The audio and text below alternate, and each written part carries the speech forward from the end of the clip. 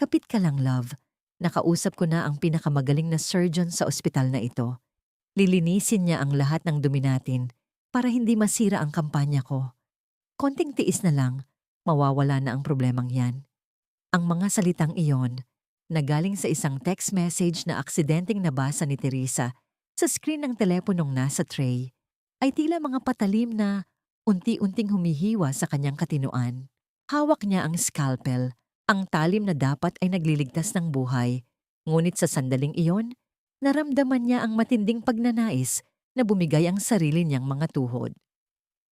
Sa ibabaw ng operating table ay isang babaeng nagngangalang Talia, maputla at nag-aagaw buhay dahil sa isang komplikadong pagpapalaglag na hindi natapos ng tama.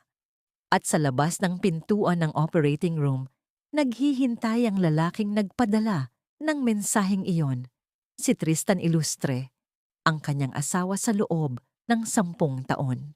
10 taon, iyon ang bilang ng mga anibersaryong ipinagdiwang nila ng may ngiti.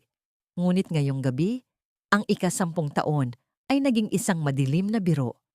Katatapos lang ni Teresa ng isang 24 na oras na shift. Ang bawat sentimo ng kanyang pagod ay inipon niya para pambili ng bagong sasakyan na gagamitin ni Tristan sa kanyang kandidatura bilang bokal. Hindi siya kumain ng hapunan, hindi siya natulog, dahil ang tanging nasa isip niya ay ang pagmamahal at suporta para sa pangarap ng kanyang asawa. Ngunit heto ang katotohanan, nakahain sa harap niya, kasing lamig ng bakal sa loob ng silid operasyon. Ang duming tinutukoy ni Tristan ay ang sarili nitong anak sa ibang babae. At siya, si Teresa, ang inatasan ng tadhana na maging tagalinis ng kasalanang yon. Naramdaman ni Teresa ang panunuyo ng kanyang lalamunan. Ang bawat hininga niya sa loob ng surgical mask ay tila apoy na nagpapasulyap sa kanyang mga mata. Nanginginig ang kanyang mga daliri sa loob ng latex gloves. Ang tunay na sakit ay hindi ang pagtataksil, kundi ang mabatid na ang kanyang asawa ay itinuring siyang isang kasangkapan lamang, isang basahan na gagamitin para punasan ang mantsa ng kanyang reputasyon.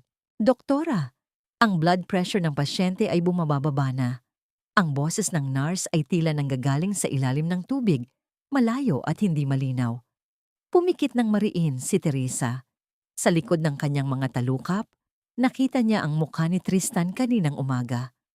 Ang matatamis na halik at ang pangako ng isang hapunan sa ilalim ng liwanag ng buwan.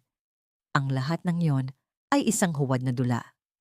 Bawat paghaplos nito sa kanya ay may kasabay na panlilinlang. Ang kanyang puso ay tila pinipigan ng isang dambuhalang kamay, ngunit kailangang manatiling matatag ang kanyang diwa. Iyon ang sumpa ng kanyang propesyon. Kahit na ang babaeng nasa harap niya ang dahilan ng kanyang pagkadurog, ang sumpa niya bilang doktor ay higit na matimbang kaysa sa kanyang sariling pighati. Ipinagpatuloy ni Teresa ang operasyon. Ang bawat tahi, ang bawat pagpigil sa pag-agos ng dugo ay parang pagtatahi rin sa sarili niyang sugat na ayaw ng humilom. Sa bawat segundo ng katahimikan sa loob ng silid, tanging ang tunay na kalagayan ng kanyang buhay ang naririnig niya. Isang malaking kasinungalingan na binalot sa mamahaling seda ng pamilya Ilustre. Nang matapos ang operasyon at lumabas siya ng silid, ang lamig ng aircon sa pasilyo ay tumanim sa kanyang balat. Doon niya nakita si Tristan, nakasandal sa pader. Gwapo sa kanyang barong, tila isang perpektong Ginoo. Lumapit ito sa kanya. May pag-aalala sa mga mata na dati ay pinaniniwalaan niyang totoo. Teresa, love, kumusta ang pasyente? Maayos na ba ang lahat? Tanong ni Tristan. Ang boses ay puno ng maling lambing. Tumingin si Teresa sa mga mata ng asawa. Gusto niyang sumigaw, gusto niyang itanong kung paano nito nagawang gawin siyang biktima at salarin sa iisang pagkakataon. Pero ang tanging lumabas sa kanyang bibig ay isang malamig na sagot. Ligtas na ang dumi mo, Tristan, pero huwag kang mag-alala, hindi pa tayo tapos maglinis. Hindi pa nakakasagot si Tristan nang lumabas sa anino ng pasilyo ang kanyang ina, si Doña Teodora. Ang matanda ay may hawak na rosaryo. Ang mukha ay tila isang santo, ngunit ang mga mata ay kasing talas ng agila. Lumapit ito kay Teresa at hinawakan ang kanyang mga kamay. Ang mga kamay na katatapos lang magligtas ng kabit ng kanyang anak. Teresa, anak, salamat sa Diyos at ikaw ang narito. Alam mo naman ang utang na loob natin sa isa't isa, hindi ba? Ang pamilya ay pamilya, ano man ang mangyari. Ang sikretong ito ay mananatili sa loob ng pader na ito. Dahil kung hindi, pati ang kapatid mo sa probinsya ay madadamay sa gulo. Intindihin mo na lang si Tristan, lalaki lang siya. Ang bawat salita ni Teodora ay tila mga tanikala na pumupulupot sa leeg ni Teresa. Ang utang na loob na palagi nilang isinusumbat. Ang pagpapaaral sa kanyang kapatid. Ang pag-angat sa kanya mula sa kahirapan. Iyon pala ang magiging rehas ng kanyang bilangguan. Binalikan ni Teresa ang loob ng silid kung saan inilipat si Talia. Ang babae ay unti-unti nang nagkakamalay. Tumingin ito sa kanya, hindi nang may pasasalamat, kundi nang may pagmamalaki. Isang mapait na ngiti ang sumilay sa labi ng kabit. Salamat, Mrs. Ilustre, bulong ni Talia. Ang boses ay puno ng kamandag. Pero siguro, dapat nang palitan ang apelyidong iyan. Hindi ba sabi ni Tristan sa'yo, pagod na siyang makita ang mukha mo? Nanigas si Teresa sa kanyang kinatatayuan. Ang lahat ng kanyang sakripisyo, ang lahat ng kanyang pagtitiis sa loob ng 10 taon ay tila isang malaking pagkakamali. Tumalikod siya, hindi dahil sa takot, kundi dahil sa bigat ng katotohanang ang kanyang tahanan ay isa na palang libingan ng kanyang dangal. Habang naglalakad siya palayo, isang katanungan ang paulit-ulit na bumubulong sa kanyang isipan, kasing lalim ng gabi sa Manila. Gaano pa katagal ang kailangang itagal ng isang pusong durog bago ito maging matigas na bato? At hanggang kailan siya magsisilbing anino sa isang palasyong binuo mula sa kanyang sariling mga luha? Isang tunog ng pagbagsak ang narinig mula sa dulo ng pasilyo. Isang plorera na nasagi ng isang nurse. Ngunit para kay Teresa, iyon ang tunog ng huling piraso ng kanyang pag-asa na tuluyan ng nagkadurog-durog. Anong saysay ng pagiging doktora ko kung hindi ko kayang gamutin ang sarili kong sugat? Ang tanong na yon ay parang isang lason na dahan-dahang kumakalat sa isipan ni Teresa habang nakatitig siya sa kawalan. Ang bawat patak ng ulan sa labas ng bintana ng kotse ay tila mga luhang hindi niya mailabas. Ang biyahe pauwi sa mansyon ng mga Ilustre ay parang isang martsa patungo sa sarili niyang bitayan. Ang kalsada ng Forbes Park na dati ay simbolo ng kanyang tagumpay. Ngayon ay tila isang madilim na lagusan na walang dulo. Pagpasok niya sa malawak na sala, ang bango ng mga sariwang bulaklak at ang kinang ng mga kristal na chandelier ay tila nanunuya sa kanyang kalagayan. Doon, sa gitna ng marangyang silid, ay nakita niya si Doña Teodora. Hindi ito nakaupo sa kanyang paboritong silya.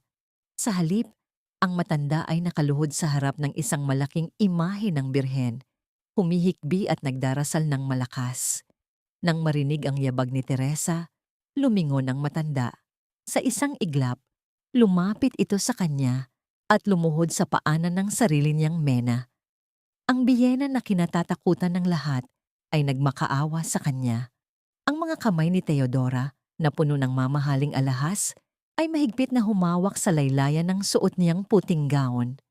Teresa, anak, parang awa mo na. Ang boses ni Teodora ay basag, puno ng pekeng pagsisisi na binalot sa reliyosong pakiusap. Huwag mong sisirain ang pangalan ng ating pamilya. Alam mong ang kampanya ni Tristan, ang tanging pag-asa natin para mapanatili ang dangal ng mga Ilustre. Isang pagkakamali lang ang nagawa niya, anak. Tao lang ang asawa mo, tinukso ng demonyo. Naramdaman ni Teresa ang panlalamig ng kanyang buong katawan. Isang pagkakamali ma? Ang sadyang pagbubuntis sa ibang babae at ang pagtatago nito sa loob ng maraming buwan ay hindi isang pagkakamali. Plano iyon. Panlilin lang iyon. Tumayo si Teodora. Ang kanyang mukha ay biglang nagbago. Ang luha sa kanyang mga mata ay natuyo ng kasing bilis ng paglitaw ng isang mapait na paalala. Hinawakan niya ang balikat ni Teresa. Ang kanyang mga kuko ay tila baon sa balat ng manugang. Tandaan mo kung saan ka nanggaling, Teresa. Bulong ng matanda. Ang boses ay naging kasing lamig ng yelo. Sino ang nagbayad ng milyon-milyong utang ng tatay mo bago siya mamatay? Sino ang nagpaaral sa kapatid mong si Mark sa Amerika para maging isang ininyero? Kami, Teresa, ang perang ginamit mo para maging doktora, galing sa pawis at dugo ng mga ilustre. Iyan ang utang na loob na kailangan mong bayaran hanggang sa huling hininga mo. Ang bawat salita ay parang isang latigo na humahampas sa likod ni Teresa. Ang utang na loob, ang banal na obligasyon sa kulturang Pilipino na ginamit nilang armas para busalan ang kanyang bibig. Para silang mga linta na sumisipsip sa kanyang kaluluwa, ginisit ang kanyang puso gamit ang mga pabor na akala niya noon ay tanda ng pagmamahal. Biglang bumukas ang pintuan sa likuran at pumasok si Tristan. Wala sa kanyang mukha ang bakas ng puyat o pagsisisi. Inayos niya ang kanyang cufflinks habang naglalakad patungo sa bar. Tila ba ang nangyari sa ospital ay isa lamang aberya sa kanyang schedule. Teresa, tama na ang drama, sabi ni Tristan nang hindi tumitingin sa kanya. Ang tunog ng alak na ibinubuhos sa baso ay ang tanging ingay na namayani sa silid. Nakaayos na ang lahat. Binayaran na ang ospital para manahimik. Si Talia ay ililipat sa isang pribadong bahay sa Tagaytay paglabas niya. Wala kang dapat ipag-alala. Magpatuloy ka lang sa pagiging mabuting asawa at walang magbabago sa buhay mo. Walang magbabago? Ulit ni Teresa. Ang kanyang boses ay nanginginig sa galit. Tristan, pinatay mo ang tiwala ko. Pinatay mo ang anibersaryo natin. At ngayon, gusto mong magpanggap na parang wala lang? Humarap si Tristan. Ang kanyang mga mata ay walang emosyon. Negosyo ang buhay, Teresa. At sa negosyong ito, ikaw ang pinakamahalagang asset ko bilang asawa ng isang bukal. Huwag mong sirain ang career ko dahil lang sa selos. Magpasalamat ka na lang at ikaw pa rin ang legal na Mrs. Illustre. Umalis si Tristan patungo sa kanyang silid. Iniwan si Teresa na tila isang statwa sa gitna ng sala. Sa sobrang bigat ng kanyang dibdib, dahan-dahan siyang lumapit sa maliit na altar sa sulok ng bahay. Tiningnan niya ang mga kandilang unti-unting nauubos ang ningas. Dito, sa harap ng Diyos, naramdaman niya ang sukdulang pangungulila. Hinawakan niya ang isang maliit na krus sa kanyang leeg, ang tanging alaala mula sa kanyang ama. Bakit po ako, Tay? Bakit kailangang ako ang magbayad para sa kasalanan ng iba? Ang kanyang bulong ay tila isang panalangin na pilit humahanap ng daan sa langit. Naalala niya bigla ang gabi ng kanilang kasal, 10 taon na ang nakalilipas. Noong gabing iyon, bago sila pumasok sa kwarto, pinapirmahan siya ni Doña Teodora ng isang dokumento. Para sa proteksyon mo ito, anak, ang sabi ng matanda noon. Sa sobrang tiwala at pag-ibig, hindi na niya binasa ang laman ng papel. Ngayon, ang alaala ng pirmahang iyon ay tila isang babala na huli na niyang naintindihan. Lumapit muli si Doña Teodora sa kanya. Ang malamig na haplos ng kamay nito sa kanyang balikat ay nagpadama sa kanya ng matinding pandidiri. Teresa, huwag kang gagawa ng hakbang na pagsisisihan mo. Ang huling babala ng matanda bago ito tumalikod. Tandaan mo, ang ospital kung saan ka nagtatrabaho ay nakatayo sa lupang pagmamay-ari ng mga ilustre. Isang salita ko lang sa board of directors, mawawalan ng lisensya hindi lang ikaw, kundi pati ang lahat ng mga nurse na pinoprotektahan mo. Huwag mong idamay ang buhay ng ibang tao sa katigasan ng ulo mo. Naiwan si Teresa sa madilim na sala. Ang katahimikan ng bahay ay tila isang malaking bibig na handa siyang lamunin. Habang nakatingin siya sa kanyang mga kamay, ang mga kamay na sanay humawak ng buhay, Naramdaman niya ang bigat ng mga tanikalang hindi nakikita. Ngunit sa ilalim ng kanyang sakit, isang maliit na apoy ng galit ang nagsimulang magliyab. Kung gusto nila ng dula, bibigyan niya sila ng isang pagtatanghal na hindi nila malilimutan. Pero sa ngayon, kailangan niyang matutunang lumakad sa loob ng apoy nang hindi nasusunog. Pakibilisan naman ang pag-aayos ng kumot ko, Teresa. Hindi ako makatulog sa sobrang gaslaw ng kamay mo. Ang boses ni Talia ay tila isang malit na karayom na paulit-ulit na tumutusok sa pandinig ni Teresa. Sa loob ng sarili niyang kwarto, ang kwartong dati ay puno ng mga pangarap nila ni Tristan. Ngayon ay nakahiga ang babaeng sumira sa kanyang buhay. Sa utos ni Tristan at sa basbas ni Doña Teodora, dinala si Talia sa mansyon para doon magpagaling sa ilalim ng supervision ni Teresa. Ang rason nila, para sa seguridad at para hindi kumalat ang tsismis sa labas. Pero ang totoo, gusto nilang sanayin si Teresa sa kanyang bagong papel, ang maging isang doktora, nurse, at katulong sa sarili niyang tahanan. Dahan-dahang inayos ni Teresa ang una ni Talia, ang kanyang mga kamay na bihasa sa paghawak ng mga masiselang operasyon, ngayon ay nanginginig sa pagpipigil ng emosyon. Habang inaayos niya ang sapin ng kama, pumasok sa kanyang isipan ang alaala ng isang sanggol na hindi kailanman nabuo sa kanyang sinapupunan. 5 taon na ang nakalilipas, nawalan siya ng anak dahil sa sobrang pagtatrabaho para masuportahan ang unang kampanya ni Tristan. Ang hapdi ng kawalang iyon ay muling bumalik, mas matindi at mas mapait, habang pinagsisilbihan niya ang babaeng muntik nang magluwal ng anak ng kanyang asawa. Alam mo, Teresa, bilib din ako sa iyo, wika ni Talia habang pinagmamasdan ang kanyang bagong manicure. Napaka-professional mo. Kung ako sa iyo, baka nasaksak ko na ang sarili ko sa sobrang hiya.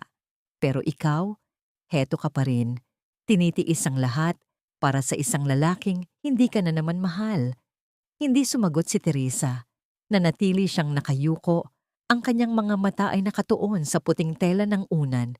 Ang kanyang katahimikan ay hindi tanda ng pagsuko, kundi isang pader na pilit niyang itinataas upang hindi siya tuluyang gumuho sa harap ng kanyang kaaway. Eksaktong pumasok si Tristan sa silid. May dalang isang baso ng gatas at isang bungkos ng mga paboritong bulaklak ni Talia. Ni hindi niya tinapunan ng tingin si Teresa. Lumapit siya sa kama at buong lambing na hinaplos ang buhok ni Talia. Ang haplos na dati ay eksklusibo lamang para sa kanyang asawa. How are you feeling, love? Uminom ka na ba ng gamot mo? Ang boses ni Tristan ay puno ng tamis, isang tono na matagal nang hindi naririnig ni Teresa. Medyo sumasakit pa ang tahi ko, Tristan, pero okay lang. Nandito naman ang asawa mo para asikasuhin ako. Medyo mabagal lang talaga siya kumilos. Sagot ni Talia na may kasamang malanding hagik-hik. Tumingin si Tristan kay Teresa. Ang kanyang mga mata ay malamig at puno ng pag-uutos. Teresa, siguraduhin mong hindi mapapabayaan si Talia at pakidala na rin ang mga maruming damit niya sa laundry. Huwag mong iwanan ang silid na ito hanggat hindi siya nakakatulog. Naramdaman ni Teresa ang pag-akyat ng dugo sa kanyang mukha. Ang bawat salita ni Tristan ay parang isang sampal na hindi natatapos. Tumalikod siya at naglakad patungo sa banyo ng silid para kumuha ng planggana. Ngunit pagpasok niya sa banyo, isang bagay ang kumuha ng kanyang atensyon sa itaas ng lababo. Doon, sa tabi ng mamahaling pabango ni Talia, ay nakalagay ang kanyang wedding ring. Ang singsing na may ukit ng petsa ng kanilang kasal. Ang singsing na nawala sa kanyang daliri noong gabing dinala si Talia sa ospital. Kinuha ito ni Teresa. Ang ginto ay tila naging kasing init ng uling sa kanyang palad. Bumalik siya sa silid. Ang kanyang puso ay tila isang tambol na mabilis ang pagtibok. Bago siya makalabas, muling nagsalita si Talia. Ang tono ay puno ng misteryo. Huwag ka masyadong mag-isip, Teresa. May mga bagay na hindi mo alam tungkol sa pamilya mo. Akala mo ba? Aksidente lang ang pagkamatay ng tatay mo 10 taon na ang nakalilipas? Tanungin mo ang biyenan mo. Baka magulat ka sa isasagot niya. Nanigas si Teresa sa kanyang kinatatayuan. Ang mga salita ni Talia ay tila isang bagong bagyo na nagbabantang sirain ang huling natitirang pundasyon ng kanyang pagkatao. Tiningnan niya si Tristan, ngunit abala ito sa pagbulong ng mga salita ng pag-ibig kay Talia. Tila walang naririnig. Lumabas si Teresa ng silid. Ang bawat hakbang ay tila paglalakad sa ibabaw ng mga bubog. Ang amoy ng pabango ni Talia na humahalo sa amoy ng mga gamot ay nanunuot sa kanyang ilong. Tila isang paalala na ang kanyang tahanan ay naging isang lason na. Habang nakasandal siya sa pader ng madilim na pasilyo, tinitigan niya ang singsing sa kanyang kamay. Ang tanong ni Talia ay patuloy na umaalingaw-ngaw sa kanyang isipan. Ano ang kinalaman ng mga ilustre sa kamatayan ng kanyang ama? At hanggang kailan siya magsisilbing alipin sa ilalim ng bubong na binuo mula sa mga lihim at dugo? Isang malakas na kulog ang gumitla sa katahimikan ng gabi. Ngunit para kay Teresa, ang mas malakas na ingay ay ang pagkakabasag ng huling piraso ng kanyang tiwala sa pamilyang itinuring niyang sa kanya. Teresa, kailangan mo na talagang magpahinga. Nag-aalala na kami sa'yo. Pati ang mga kasamahan mo sa ospital, napapansin na ang madalas mong pagkalimot. Baka gusto mong uminom ng gamot para kumalma ang isip mo? Ang mga salitang yon ni Tristan ay tila isang malambot na kumot na may kalakip na mga nakatagong tinik. Habang sinasabi niya ito, marahan niyang inilapag ang isang maliit na baso ng tubig at isang puting tableta sa harap ni Teresa. Ang boses ni Tristan ay puno ng huwad na pagkalinga, isang tono na ginagamit ng isang nag-aalalang asawa sa harap ng ibang tao. Ngunit para kay Teresa, ito ay tunog ng isang hukay na dahan-dahang hinuhukay para sa kanyang katinuan. Sa sandaling iyon, kasalukuyang tinitiklop ni Teresa ang mga bagong labang barong ni Tristan. Pinaplansa niya ang bawat tupi ng may pag-iingat, tinitiyak na walang kahit isang gusot para sa kanyang nakatakdang political meeting. Ang kanyang mga kamay ay hapong-hapo. Ang kanyang likod ay kumikirot sa pagod. Ngunit ang bawat galaw niya ay alay pa rin sa lalaking na ngayon ay pilit siyang binabaliw. Ang kaibahan ng kanyang pagsisilbi at ng paninirang ginagawa ni Tristan ay tila isang malalim na bangin na naghihiwalay sa kanilang dalawa. Naramdaman ni Teresa ang biglang pag-ikot ng kanyang paligid. Ang tibok ng kanyang puso ay naging mabilis at hindi maayos. Tila isang ibon na pilit kumakawala sa isang masikip na hawla. Ang bawat sulok ng kanilang mansyon ay tila dahan-dahang lumiliit at ang mga mukha ng kanyang asawa at biyenan ay nagiging malabo sa kanyang paningin. Ang lamig na nagmumula sa kanyang mga paa ay umakyat hanggang sa kanyang dibdib, na nag-iwan sa kanya ng pakiramdam na tila siya ay nalulunod sa tuyong lupa. Dahan-dahan niyang binitawan ang hawak na barong. Ang tilang seda ay bumagsak sa sahig nang walang tunog, ngunit sa isipan ni Teresa, ito ay tila isang malakas na hudyat ng kanyang pagbagsak. Tiningnan niya ang tableta sa lamesa. Alam niyang wala siyang sakit. Alam niyang ang lahat ng pagkalimot na ibinibintang sa kanya. Ang mga susi na nawawala, ang mga appointment na hindi niya raw sinipot, ang mga salitang hindi naman niya sinabi, ay bahagi ng isang masamang balangkas. Wala akong sakit, Tristan. Mahinang wika ni Teresa. Ang kanyang boses ay nanginginig, ngunit may bakas ng paninindigan. Maayos ang isip ko. Alam ko kung ano ang totoo at kung ano ang gawa-gawa lang. Isang mapait na buntong hininga ang pinakawalan ni Tristan. Lumingon siya kay Doña Teodora, na noon ay nakatayo sa may pintuan, may hawak na Biblia at nakatingin sa kanya ng may halong awa. Nakikita mo na, Ma? Iyan ang sinasabi ko sa iyo, sabi ni Tristan sa kanyang ina. Ayaw niyang tanggapin ang tulong natin. Teresa, love, kahapon lang, tumawag ang Chief of Staff ng ospital. Sabi nila, Naiwan mo raw na bukas ang isang cabinet ng mga maseselang gamot. Delikado yon, Teresa. Baka mawalan ka ng lisensya kung magpapatuloy ang pagiging absent-minded mo. Nanlaki ang mga mata ni Teresa. Hindi totoo yan. Ako ang huling umalis at siniguro kong nakalock ang lahat. Shh! Huwag ka nang sumigaw. Baka marinig ka ni Talia sa kabilang kwarto. Kailangan niya ng katahimikan. Pagpatahimik ni Theodora habang lumalapit at hinahaplos ang kanyang buhok. Ang haplos na iyon ay tila isang malamig na ahas na gumagapang sa kanyang anit. Anak, ang pagtanggap na kailangan mo ng tulong ay hindi kahinaan. Baka kailangan mo munang mag-leave sa ospital. Kami na ang magpapaliwanag sa kanila na kailangan mo ng psychological evaluation dahil sa sobrang stress. Ang salitang psychological evaluation ay tumama kay Teresa na parang isang malakas na kidlat. Naiintindihan na niya ang lahat. Gusto nila siyang alisan ng kredibilidad. Kung magagawa nilang palabasin na siya ay baliw o may sakit sa isip, walang maniniwala sa kanya kapag isiniwalat niya ang tungkol sa pagtataksil ni Tristan at ang ilegal na pagpapalaglag ni Talia. Siya ay magiging isang delusyonal na asawa sa mata ng batas at ng lipunan. Naglakad si Teresa patungo sa salamin sa pasilyo. Tinitigan niya ang kanyang refleksyon. Ang mga mata niya ay may malalim na itim sa ilalim dahil sa puyat, ang kanyang balat ay maputla, at ang kanyang buhok ay tila wala ng buhay. Hindi na niya makilala ang masayahing doktora na puno ng pangarap 10 taon na ang nakalilipas. Ngunit sa gitna ng kanyang pagkalito, sinalat niya ang loob ng kanyang bulsa. Nandoon pa rin ang isang maliit na piraso ng papel, isang lumang reseta na may sulat kamay ng kanyang ama. Ito ang kanyang anchor, ang nagpapaalala sa kanya na ang kanyang alaala ay tila bakal pa rin sa katibayan. Nang gabing iyon, habang ang buong mansyon ay balot na ng katahimikan, naglakad si Teresa patungo sa kusina para uminom ng tubig.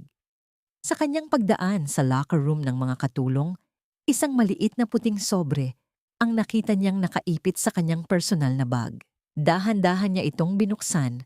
Sa loob ay may isang maikling sulat na nakasulat sa magaspang na papel. Huwag mong iinumin ang mga gamot na ibinibigay nila. Ang puting tableta ay hindi bitamina. Ito ay pampatulog na ginagamit sa mga pasyenteng agresibo. Mag-ingat ka, doktora. Hindi lahat ng nakangiti sa iyo ay kakampi.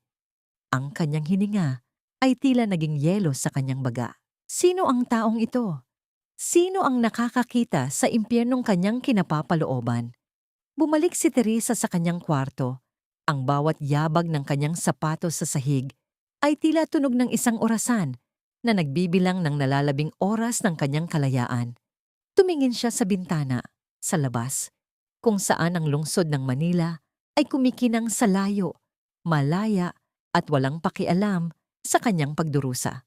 Baliw ba talaga ako? O sadyang ninanakaw niyo lang ang aking katotohanan? Bulong niya sa madilim na silid. Isang malamig na hangin ang umihip mula sa aircon na nagpadama sa kanya ng matinding pangangatog. Ngunit hindi na ito dahil sa takot, kundi dahil sa isang panibagong uri ng determinasyon. Kung ang katinuan niya ang nais nilang kunin, gagawin niyang kuta ang kanyang isipan na hindi nila kailanman magigiba. Habang ipinipikit niya ang kanyang mga mata, isang imahe ang nanatili sa kanyang balintataw. Ang mukha ni Tristan habang iniaabot ang tableta. Ang ngiti nito na tila isang dahan-dahang kamatayan. Hanggang kailan niya kayang manatiling mulat sa gitna ng mga taong pilit siyang pinapatulog. Sa gitna ng bahong dala ng gamot at kahirapan sa charity ward, doon ko lang naramdaman na malaya akong huminga, malayo sa pabango ng panlilinlang sa loob ng aming mansyon. Ang bawat hakbang ni Teresa sa pasilyo ng pampublikong ospital ay tila isang pagbabalik sa kanyang tunay na pagkatao. Dito, ang mga pader ay luma at ang pintura ay nagbabakbak. Ngunit ang bawat sulok ay saksi sa tunay na laban ng buhay. Malayo ito sa malamig at sterile na kintab ng kanilang bahay sa Forbes Park, kung saan ang bawat ngiti ay kailangang ensayado. Dito, ang sakit ay totoo, hindi gawa-gawa para sa politikal na interes. Dahan-dahang lumapit si Teresa sa kama bilang 42. Doon nakahiga si Lolo Cardo, isang matandang lalaki na may mapuputing buhok at mga mata na tila may nakatagong libu-libong kwento. Si Lolo Cardo ay isang dating kargador na madalas gamutin ni Teresa ng libre noong nagsisimula pa lamang siya bilang doktor. Para kay Teresa, ang matanda ay higit pa sa isang pasyente. Siya ang tanging natitirang koneksyon niya sa kabutihan ng kanyang yumaong ama. Naramdaman ni Teresa ang init ng araw na sumisilip sa bintana, tumatama sa kulubot na balat ng matanda. Hinawakan niya ang nanginginig na kamay ni Lolo Cardo. Ang bawat gatla sa palad nito ay tila isang mapa ng katapatan. "Doktora, napadalaw ka?" Mahinang wika ni Lolo Cardo. Ang boses ay parang pagkaluskos ng mga tuyong dahon. "Akala ko ay nakalimutan mo na ang matandang ito dahil sa abala mo sa mga ilustre." Pumilit nang nangiti si Teresa, kahit na ang totoo ay gusto na niyang umiyak. "Hindi po, Lolo. Kayo nga po ang nagpapaalala sa akin kung bakit ko piniling maging doktor. Kumusta na po ang pakiramdam niyo?" "Ang katawan ko ay pagod na, doktora. Pero ang isip ko ay malinaw pa." Ang mga mata ni Lolo Cardo ay biglang naging seryoso. "Nakikita ko ang lungkot sa iyong mga mata. Isang lungkot na katulad ng sa iyong ama bago siya mawala. Teresa, ang iyong ama ay isang mabuting tao, ngunit siya ay masyadong nagtiwala sa mga maling tao." Naramdaman ni Teresa ang mabilis na tibok ng kanyang puso. "Ano po ang ibig ninyong sabihin, Lolo? Alam niyo po ba ang tungkol sa negosyo ni Papa at ng mga ilustre?" Tumingin si Lolo Cardo sa paligid, sinisiguradong walang nakikinig sa kanilang usapan. Ang tanging maririnig ay ang mahinang pag-ikot ng lumang bentilador sa kisame at ang malayo na pag-iyak ng isang sanggol. "Dati akong nagtatrabaho sa warehouse ng ama mo," bulong ng matanda. "Nakita ko kung paano pilit na kinuha ni Doña Teodora ang mga titulo ng lupa niyo kapalit ng isang pautang na hindi naman kailangan. Ang ama mo, hindi siya namatay sa sakit lang, Teresa. Namatay siya sa sama ng loob dahil ninakawan siya ng mga taong itinuring niyang kaibigan." Ang bawat salita ni Lolo Cardo ay tila isang malakas na hampas ng alon sa dibdib ni Teresa. Ang pamilya ilustre na lagi niyang pinapasalamatan. Ang biyenan niyang laging sumusumbat ng utang na loob. Sila pala ang dahilan ng pagbagsak ng kanyang pamilya. Ang perang ginamit para paaralin siya at ang kapatid niya ay pera rin pala na ninakaw mula sa pawis ng kanyang ama. Sa gitna ng bigat ng revelasyong ito, kumuha si Lolo Cardo ng isang maliit na balot ng tinapay na pandesal mula sa kanyang tabi. "Hati tayo, doktora. Alam kong hindi ka pa kumakain. Ang tinapay na ito ay galing sa pagtitinda ng mga apo ko. Malinis at walang bahid ng pagsasamantala." Dahan-dahang hinati ni Teresa ang mainit pang tinapay. Ang pakiramdam ng magaspang na balat nito sa kanyang mga daliri at ang simpleng lasa ng harinas ay nagbigay sa kanya ng kakaibang ginhawa. Ito ang tinatawag niyang golden moment, isang sandali ng payak na pagmamahal sa gitna ng isang mundong puno ng luho at kasinungalingan. Para sa kanya, ang tinapay na ito ay higit na masarap kaysa sa anumang handa sa mansyon ng mga ilustre. "Salamat, Lolo." Ang boses ni Teresa ay naging paos dahil sa nakapigil na iyak. "Salamat sa pagpapaalala sa akin kung sino talaga ako." "Huwag kang bibigay, Teresa," dagdag ni Lolo Cardo. Ang hawak niya sa kamay ni Teresa ay humigpit. "May isang dokumento ang ama mo na itinago niya sa ilalim ng pundasyon ng lumang bahay niyo sa probinsya. Isang kasulatan na magpapatunay na ang lupang kinatatayuan ng ospital ng mga ilustre ay sa iyo pa rin. Hanapin mo iyon bago nila makuha ang lahat sa iyo." Tumayo si Teresa. Ang kanyang diwa ay tila nabuhayan ng bagong lakas. Ngunit habang nagpapaalam siya kay Lolo Cardo, napansin niya ang isang lalaking nakasuot ng itim na jacket na nakatayo malapit sa pintuan ng ward. Ang lalaki ay may hawak na telepono at tila may kinukuhanan ng litrato sa kanilang direksyon. Nang makita siyang nakatingin, mabilis na tumalikod ang lalaki at naglakad palayo sa pasilyo. Naramdaman ni Teresa ang isang malamig na kaba na gumapang sa kanyang batok. Alam ni Tristan na narito siya. Alam nila ang bawat galaw niya.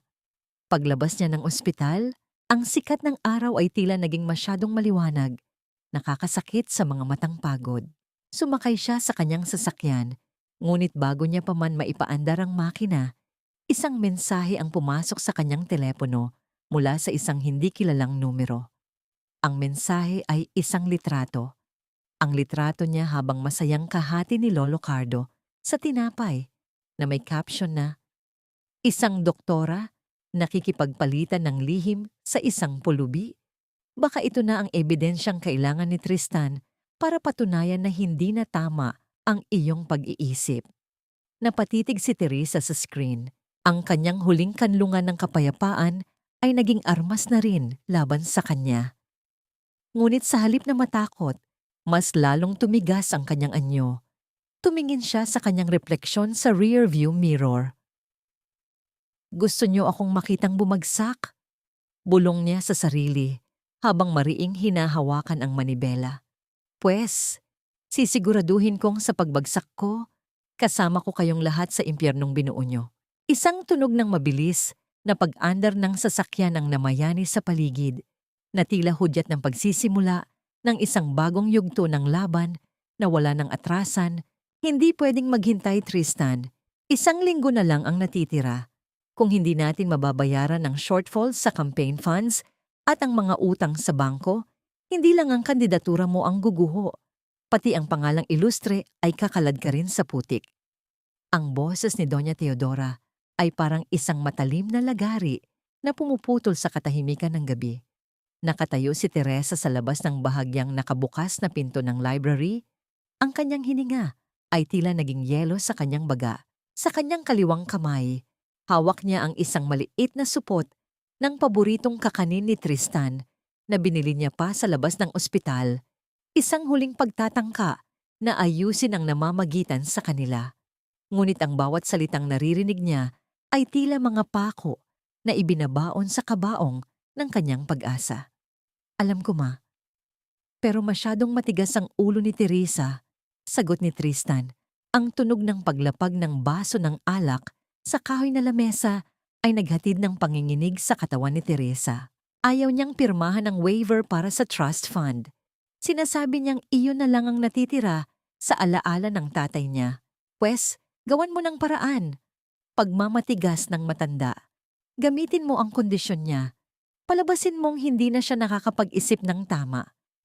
Kapag naideklara siyang incapacitated, ikaw na ang magdedesisyon sa lahat ng ari-arian niya. Kailangan natin ng perang yon para itakip sa mga butas ng negosyo natin." Dahan-dahang binitawan ni Teresa ang supot ng kakanin. Ang tunog ng pagbagsak nito sa carpeted na sahig ay tila isang hudyat ng kanyang huling pagtitiis. Hindi na siya umiyak. Tuyong-tuyo na ang kanyang mga mata at ang tanging nananatili ay ang nakakangilong sakit sa kanyang dibdib. Pumasok siya sa loob ng library nang walang katok. Ang kanyang anyo ay tila isang multo na naghahanap ng katarungan. Nagulat ang mag-ina. Mabilis na itinago ni Teodora ang mga dokumentong nasa lamesa, habang si Tristan ay tumayo nang may bakas ng pagkahiya na agad ding napalitan ng pagkairita. "Kanina ka pa ba dyan, Teresa?" tanong ni Tristan. Ang kanyang boses ay pilit na pinapakalma. "Sapat na ang narinig ko para malaman na ang asawa ko at ang biyenan ko ay mga magnanakaw." Ang boses ni Teresa ay mababa, ngunit puno ng kapangyarihan. "Hindi niyo makukuha ang trust fund ko.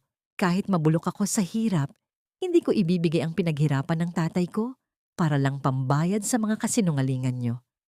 Lumapit si Teodora kay Teresa. Ang kanyang mukha ay hindi na nagpapanggap. Ang banal na maskara ay tuluyan nang natanggal. "Huwag kang magmalinis, Teresa. Isipin mo ang kapatid mo. Isipin mo ang career mo, pirmahan mo na ito, at bibigyan ka namin ng tahimik na buhay. Huwag mo kaming sagarin. Hindi, ang tanging sagot ni Teresa. Sa gitna ng tensyon, napansin ni Teresa ang isang gintong ballpen sa ibabaw ng lamesa. Ang pen na ginamit niya noong pumasa siya sa board exam na kinuha ni Tristan nang hindi nagpapaalam. Sa isang mabilis na pagkakataon, kinuha niya ito at isinilid sa kanyang bulsa. Pagbalik niya sa kanyang silid, habang naririnig niya ang yabag ni Tristan na sumusunod sa kanya, mabilis niyang itinago ang ballpen sa pinakailalim ng kanyang kutsyon. Para sa kanya, ang maliit na bagay na yon ay simbolo ng kanyang karapatan at ng kanyang boses. Iyon ang kanyang golden moment. Isang lihim na tagumpay sa gitna ng pagkatalo. Bumukas ang pinto ng kwarto ng marahas. Pumasok si Tristan, ang kanyang mga mata ay nagbabaga sa galit. Hinawakan niya ang magkabilang balikat ni Teresa at isinandal siya sa pader. Ang amoy ng alak sa hininga nito ay nagpadama kay Teresa ng matinding pandidiri. Akala mo ba ay biro lang ang sinasabi namin? Bulong ni Tristan, ang boses ay puno ng panganib. Kailangan ko ang pirma mo, Teresa, ngayon din. Kahit patayin mo ako, Tristan, hindi ako pipirma. Hamon ni Teresa, diretsyong nakatingin sa mga mata ng lalaking minahal niya ng 10 taon. Isang mapait na ngiti ang sumilay sa labi ni Tristan. Dahan-dahan niyang tiningnan ang mga kamay ni Teresa. Ang mga kamay na sanay sa pag-opera. Ang mga kamay na pinakaiingatan niya bilang doktor. Hindi mo ito pipirmahan? Pwes, baka kailangan nating bawasan ang mga dahilan kung bakit mo pa kailangang humawak ng panulat o ng scalpel. Wika ni Tristan habang lalong hinihigpitan ang hawak sa kanyang mga braso. Baka isang aksidente lang sa ospital ang kailangan para matuto kang sumunod. Naramdaman ni Teresa ang isang matinding kaba na hindi niya kailanman naramdaman noon. Ang pananakot ni Tristan ay hindi na lamang tungkol sa pera o sa dangal. Ito ay tungkol na sa kanyang buhay at sa kanyang tanging pangarap. Habang nakatingin siya sa asawa, narinig niya ang tunog ng kidlat sa labas, kasabay ng malakas na buhos ng ulan na tila sinasabayan ng kanyang panaghoy.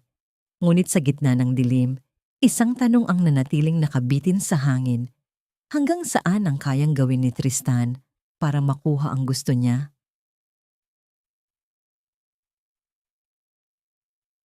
Masyado kang maraming alam at masyadong matigas ang iyong paninindigan. Panahon na para matuto ka kung sino ang tunay na may hawak ng iyong kapalaran. Ang tinig ni Tristan ay kasing lamig ng bakal na instrumento sa loob ng sterile room ng ospital. Walang bakas ng pag-aalinlangan, walang bahid ng awa. Ang mga salitang yon ay hindi lamang banta. Iyon ay isang hatol na binitawan sa gitna ng katahimikan ng gabi sa St. Jude Medical Center, ang ospital na itinuring ni Teresa na kanyang pangalawang tahanan. Ilang sandali bago ang lahat ay gumuho, si Teresa ay abala sa loob ng storage room ng mga surgical equipment. Sa kabila ng pagod at bigat ng kanyang dibdib dahil sa mga banta ni Tristan, hindi niya magawang talikuran ang kanyang tungkulin. May hawak siyang maliit na stuffed toy, isang munting aso na balak niyang ibigay sa isang batang pasyente sa pediatric ward na nakatakdang operahan kinabukasan. Gusto niyang bigyan ng lakas ng loob ang bata, kahit na siya mismo ay unti-unti nang nauubusan ng sariling lakas. Ang munting laruan ay tila simbolo ng kanyang huling ugnayan sa kabutihan.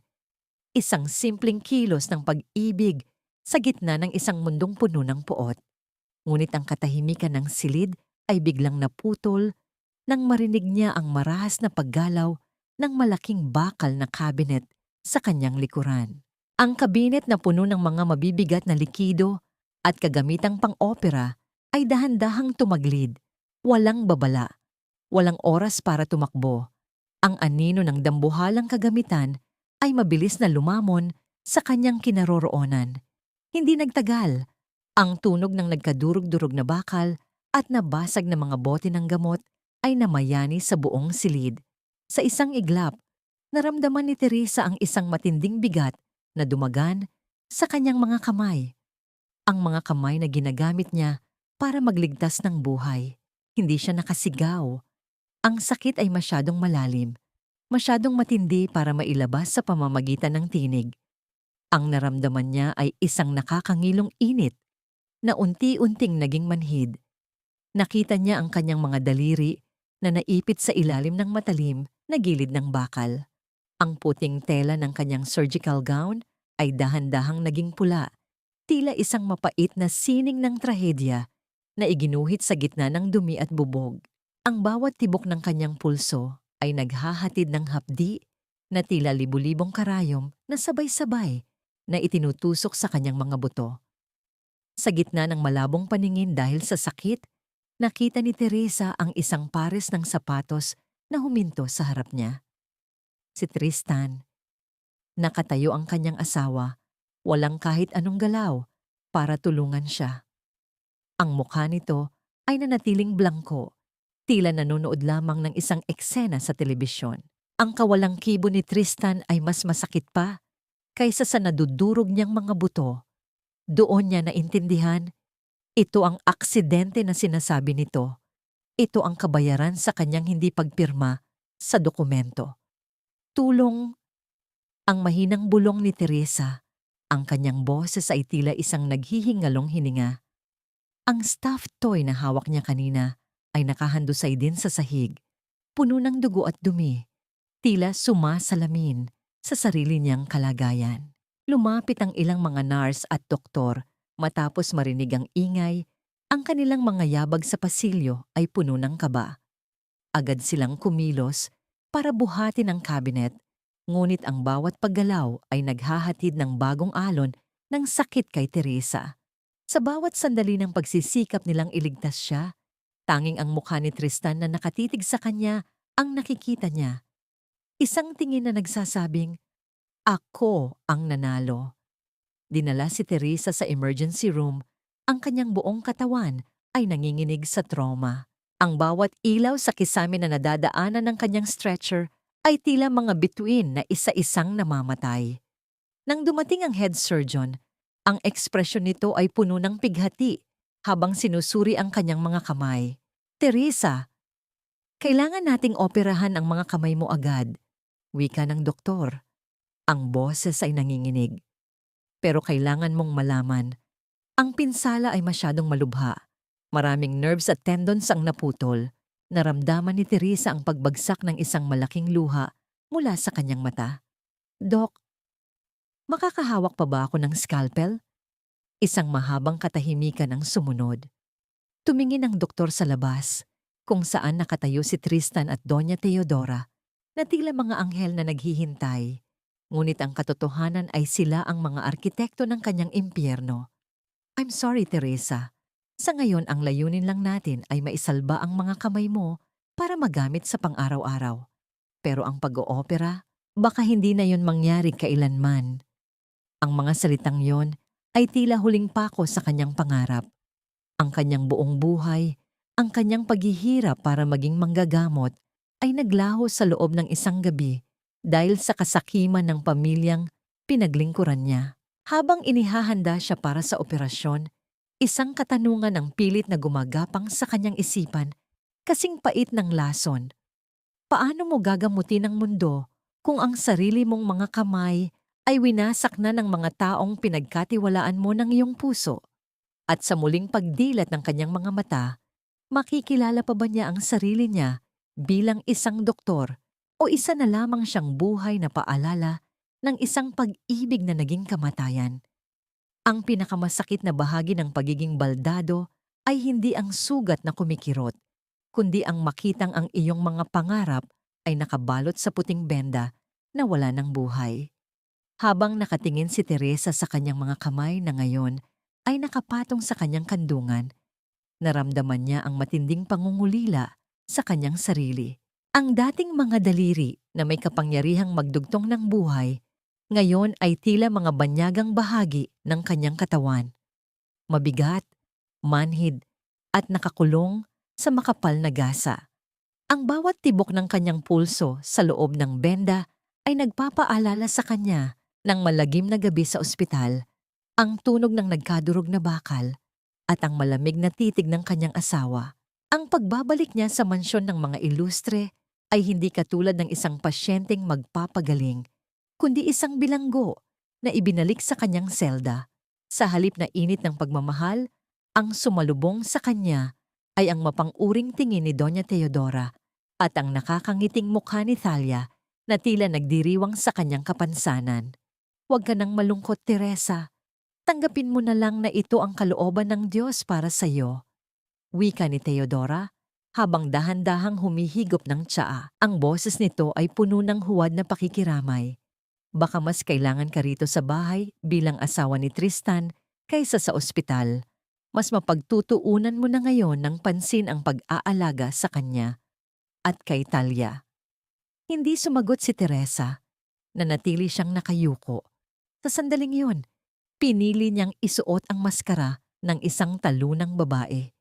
Hinayaan niyang isipin nila na ang kanyang espiritu ay tuluyan ng nadurog kasabay ng kanyang mga buto. Alam niya na ang tanging paraan para makalapit sa kanyang mga kaaway ay ang maging isang anino na hindi nila katatakutan.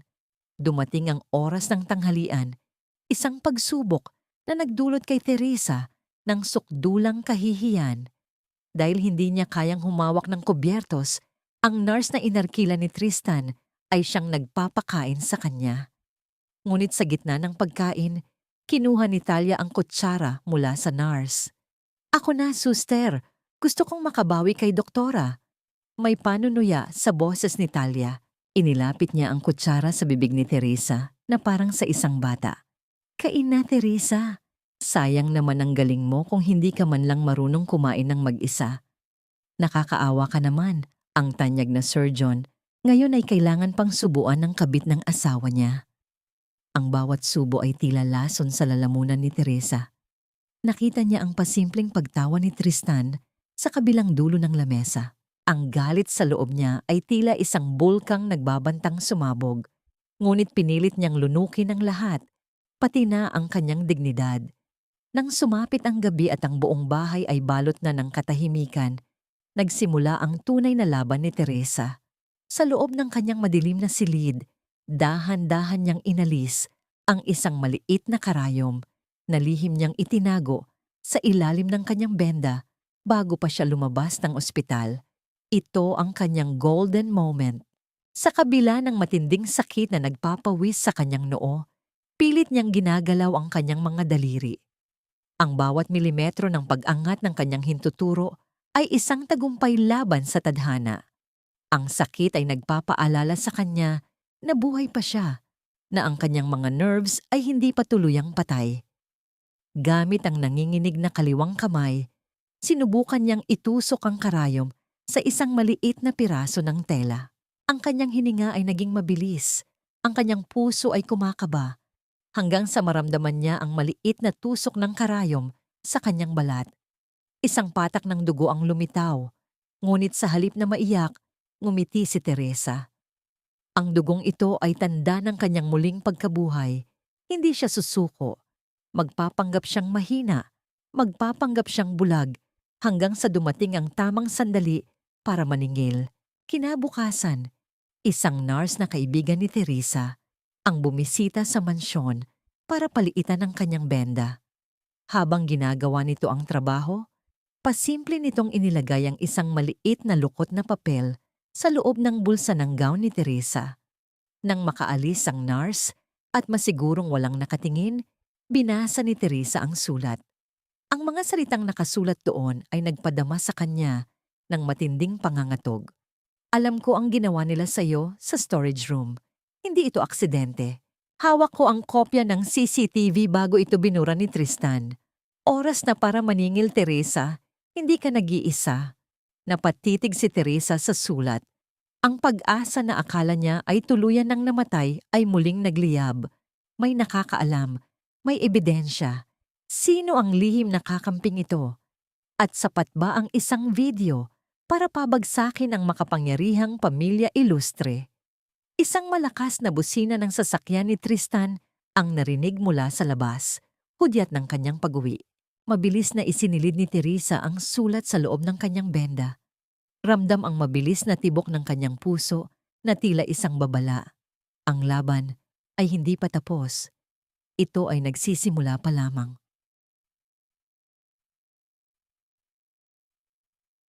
Mas madaling maging anino sa isang bahay na puno ng mga taong ang sarili lang ang nakikita. Ang kaisipang ito ang nagsilbing baluti ni Teresa habang dahan-dahan niyang inilalapag ang tasa ng tsaa sa harap ni Doña Teodora. Ang kanyang mga kamay, na dati ay balot ng makapal na benda, ngayon ay may manipis na gasa na lamang. Ngunit ang bawat galaw niya ay pilit niyang pinagmumukhang mabagal at nanginginig. Pinapanood niya ang kanyang biyenan mula sa ilalim ng kanyang mga pilik mata, isang mapanuring tingin na nakatago sa likod ng anyo ng isang talunang babae. Nitong mga huling araw, natututunan ni Teresa ang sining ng pagkamasunurin. Hindi na siya sumasagot sa mga pang-iinsulto ni Talia. Hindi na siya umiiyak sa harap ni Tristan. Sa halip, naging masigasig siya sa pag-aayos ng mga gamot ni Teodora. Tinitiyak na ang bawat bitamina at maintenance medicine ng matanda ay maayos na nakasalansan. Ang kabaitang ito ay nagsimulang magbunga, naluwagan ang mahigpit na pagbabantay sa kanya dahil naniniwala silang tuluyan na siyang nawalan ng laban. Mabuti naman at natututo ka na sa iyong lugar, Teresa, wika ni Teodora. Hindi man lang tumitingin sa kanya habang binubuklat ang isang magazine. Ang isang asawang marunong magpakumbaba ay mas pinagpapala kaysa sa isang babaeng puno ng garbo sa katawan. Pumilit ng isang mapait na ngiti si Teresa. Gusto ko lang pong makabawi sa inyo, Ma. Sa lahat ng tulong niyo sa akin, ito lang ang kaya kong gawin ngayon. Nang sumapit ang malalim na gabi, nang ang tanging maririnig na lamang ay ang mahinang pag-ugong ng aircon at ang huni ng mga kuliglig sa labas, dahan-dahang bumangon si Teresa. Hindi siya nagsindi ng ilaw. Alam na ng kanyang mga paa ang bawat sulok ng mansyon, bawat bahagi ng sahig na hindi lumalagutok kapag natatapakan. Ang kanyang puso ay tila isang tambol na mabilis ang pagtibok, ngunit ang kanyang isipan ay kasing linaw ng kristal. Naglakad siya patungo sa library ni Tristan, gamit ang isang susi na lihim niyang kinopya mula sa cabinet ni Teodora noong nakaraang araw. Dahan-dahan niyang pinihit ang seradura. Ang tunog ng pagbukas ng pinto ay tila isang malakas na pasabog sa kanyang pandinig, kahit na sa katotohanan ay halos wala itong ingay. Sa loob ng opisina, ang amoy ng mamahaling tabako at alak ay nanunuot sa kanyang ilong. Ito ang lugar kung saan binuo ni Tristan ang kanyang mga madidilim na plano. Dahan-dahan siyang lumapit sa mesa. Ang bawat hakbang ay puno ng pag-iingat.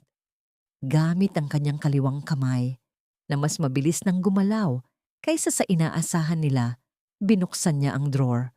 Doon, nakita niya ang isang folder na kulay itim. Ang nakasulat sa labas, Project Genesis. Kinuha ni Teresa ang kanyang cellphone mula sa bulsa ng kanyang pantulog.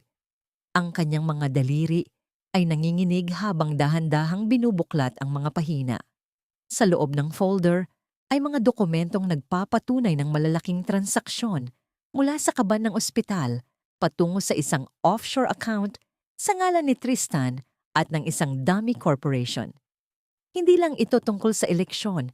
Ito ay tungkol sa malawakang korupsyon sa loob ng institusyong medikal. Dito, naganap ang kanyang golden moment habang hawak niya ang cellphone at kinukunan ng larawan ang bawat pahina. Naramdaman ni Teresa ang muling pagkabuhay ng kanyang dangal. Hindi na siya ang biktimang inaapi. Siya na ngayon ang mga ngaso na nag-aabang sa tamang sandali. Ang liwanag mula sa screen ng kanyang telepono ay tumama sa kanyang mukha, na nagpapakita ng isang anyo na hindi na puno ng takot, kundi ng isang tahimik na determinasyon. Ang bawat kuha ng kamera ay tila isang bala na itinatago niya para sa kanyang huling paghihiganti. Ngunit sa gitna ng kanyang pagmamadali, isang pamilyar na tunog ang nagpatigil sa kanyang mundo. Ang tunog ng sasakyang pumapasok sa gate ng mansyon. Si Tristan. Masyadong maaga ang uwi nito. Ang liwanag ng headlights ay dumaan sa bintana ng library na nagdulot ng malalaking anino sa pader. Narinig ni Teresa ang pagpatay ng makina, kasunod ang pagbukas at pagsara ng pinto ng kotse. Mabilis na ibinalik ni Teresa ang folder sa drawer at isinara ito. Isinilid niya ang kanyang cellphone sa bulsa, ngunit sa kanyang pagmamadali, nasagi niya ang isang maliit na frame ng litrato sa ibabaw ng mesa. Ang tunog ng pagtama nito sa kahoy ay tila isang babala na papalapit na ang kanyang katapusan. Sino ang nariyan? Ang boses ni Tristan ay nanggagaling na sa may pasilyo, malakas at puno ng hinala. Naramdaman ni Teresa ang pagtulo ng malamig na pawis sa kanyang noo.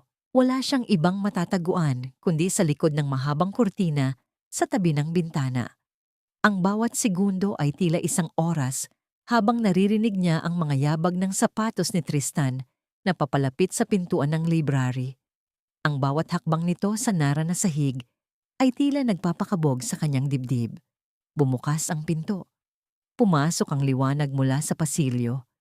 Nakita ni Teresa ang anino ni Tristan na humaba sa sahig, tila isang dambuhala na naghahanap ng biktima. Naririnig niya ang mabigat na hininga ng kanyang asawa. Nakalimutan ko ang susi ko. Bulong ni Tristan sa sarili, ngunit ang kanyang mga mata ay naglalakbay sa buong silid. Tumigil ang mga yabag sa tapat mismo ng kurtina kung saan nakatago si Teresa. Naramdaman niya ang init na nanggagaling sa katawan ni Tristan, ang amoy ng pabango nito na dati ay minahal niya, ngunit ngayon ay kinasusuklaman na. Isang manipis na tela lamang ang naghihiwalay sa kanila. Dahan-dahang inabot ni Tristan ang gilid ng kurtina. Ang tunog ng tela na hinahawakan ay tila isang hudyat ng kanyang huling sandali bilang isang malayang babae. Ano ang gagawin ni Tristan kapag nahuli siya? At sapat na ba ang mga larawang nakuha niya sa Project Genesis para iligtas siya sa impyernong ito? Isang tunog ng pagkabasag mula sa kusina ang biglang umalingaw-ngaw sa buong mansyon na kumuha sa atensyon ni Tristan. Lumingon ito sa pinanggalingan ng ingay. Ang kanyang kamay ay bumitaw sa kurtina. Anong nangyayari doon? Wika ni Tristan bago mabilis na lumabas ng silid. Naiwan si Teresa na nanginginig sa dilim. Ang kanyang hininga ay putol-putol. Ngunit sa gitna ng kanyang kaba, isang katanungan ang nanatili. Sino ang nasa kusina at sinadya ba nitong iligtas siya o may iba pang lihim na naghihintay sa dilim? Ang pinakamasarap na pakiramdam sa gitna ng digmaan ay ang malamang hindi ka nag-iisa sa paglalakad sa madilim na pasilyo ng mga lihim. Nang masiguro ni Teresa na wala na ang mga yabag ni Tristan sa labas ng library, dahan-dahan siyang lumabas mula sa likod ng kurtina. Ang kanyang puso ay tila isang tambol na hindi tumitigil sa pag-alingaw-ngaw sa kanyang dibdib. Sa bawat hakbang niya pabalik sa kanyang silid, tila ang bawat anino sa pader ng mansyon ay nagiging mga matang mapanghusga. Pagdating niya sa kusina, nakita niya si Luningning, ang matandang katulong na halos 20 taon na sa pamilya ilustre. Nakatayo ito sa gitna ng basag na porselana. Ang mukha ay walang emosyon habang hawak ang isang walis. Sa tabi nito ay si Tristan, na halatang iritado habang pinagmamasdan ng kalat. Ano bang nangyayari sa'yo, Luningning? Pati ba naman ikaw ay nagiging kasing lampanan ni Teresa? Ang boses ni Tristan ay puno ng panunuya bago ito tuluyang umakyat sa itaas. Nang makaalis si Tristan, nagtama ang mga mata ni na Teresa at Luningning. Walang salitang lumabas sa kanilang mga bibig, ngunit sa isang sulyap, naintindihan ni Teresa ang lahat. Si Luningning ang nagbasag ng plato. Siya ang lihim na nagmamasid. Siya ang nagligtas sa kanya sa loob ng library. Dahan-dahang lumapit si Teresa. Ang kanyang mga kamay ay nanginginig pa rin. Salamat, ang tanging bulong niya na tila isang hininga na muntik nang mawala. Hindi sumagot si Luningning. Sa halip, lumapit ito sa kanya at may pasimpleng inilagay sa bulsa ng kanyang apron. Isang maliit na brown envelope na kinuha nito mula sa ilalim ng basurahan. Sa likod ng garden, bukas ng madaling araw, ang tanging wika ng matanda bago ipinagpatuloy ang paglilinis ng mga basag na piraso. Nang gabing iyon, hindi nakatulog si Teresa. Binuksan niya ang sobre sa ilalim ng kanyang kumot gamit ang mahinang liwanag ng kanyang cellphone. Sa loob ay mga lumang record ng ospital, mga dokumentong hindi kailanman lumabas sa opisyal na file. Ito ang tunay na medical records ni Talia noong gabing operahan niya ito. Dito naganap ang kanyang golden moment. Habang sinusuring mabuti ang blood type at ang gestational age ng sanggol sa ulat, naramdaman ni Teresa ang isang kakaibang kilabot na gumapang sa kanyang buong katawan. Hindi lang ito tungkol sa pagtataksil ni Tristan.